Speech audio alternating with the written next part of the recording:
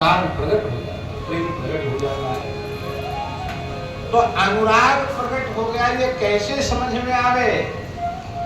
तो जब प्रेम प्रकट होता है तो चित्त द्रवीभूत हो जाता है, चित्त पिघल जाता है, चित्त पिघल जाता है। और देखिए, पिघली हुई वस्तु ही सांचे में ढलती।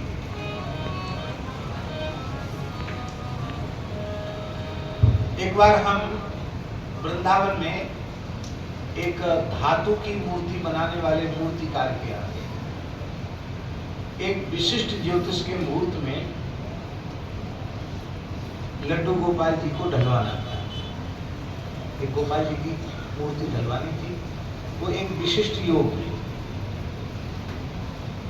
तो हमारे पूज्य परम ऋषि महाराज उनके साथ होंगे। ठीक उसी मुहूर्त में हम लोग धातु भी लेके गए थे। तो उसने धातु गर्म किया, सुहागा डाला, खोलाया, जैसे माताएं दाल चलाती ने ऐसे ऐसे डंकी से दिखाते थे। और ऊपर उसका जो खोटा खोटा अंश है धातु का, उसको गलाने के बाद उस खोटे अंश को मूर्तिकार, वृंदावन की बात बता रहे हैं, चिमटी से निकाल निकाल के फेंक दे। वो काला काला कचड़ा उसका अलग। फिर सारा कचरा निकल गया तो उसने हमको दिखाया, देखो बनाया,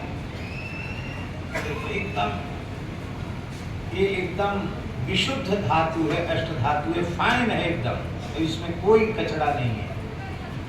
फिर सांचे में उसने ढाला और सांचे में ढाल के थोड़ी देर बाद सांचा तोड़ दिया। सांचा जैसे अलग किया तो लाल जी प्रकट हो गए। लाल जी प्रकट हो गए, समझे? एकदम लाल थे उस समय।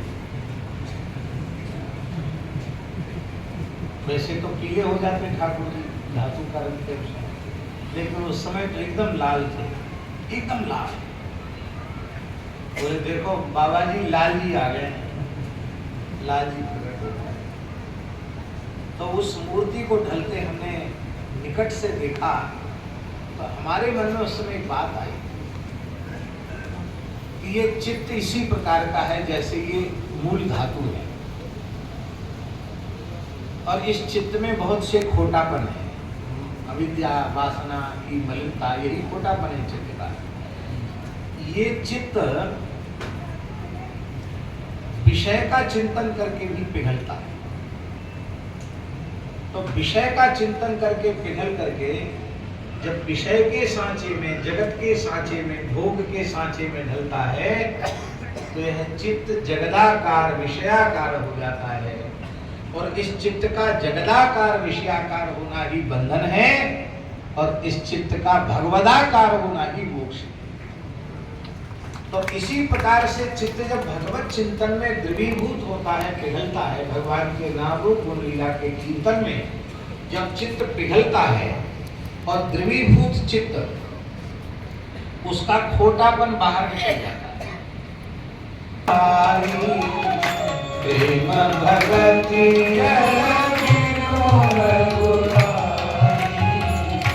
अभयंतर मल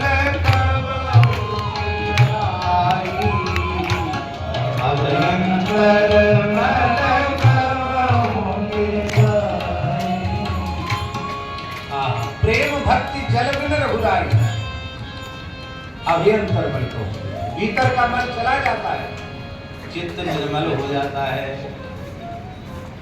और जब भगवान की भावना रूपी, उपासना रूपी, भक्ति रूपी सांचे में पिघला हुआ चित्त ढल जाता है तो अब पिघला हुआ चित्त ही भगवदाकार हो जाता है।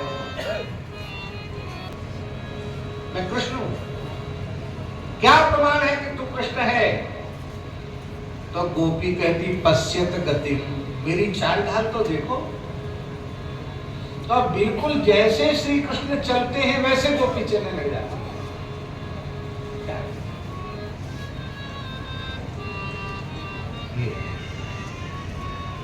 यह है चित्त का पूर्ण भगवान।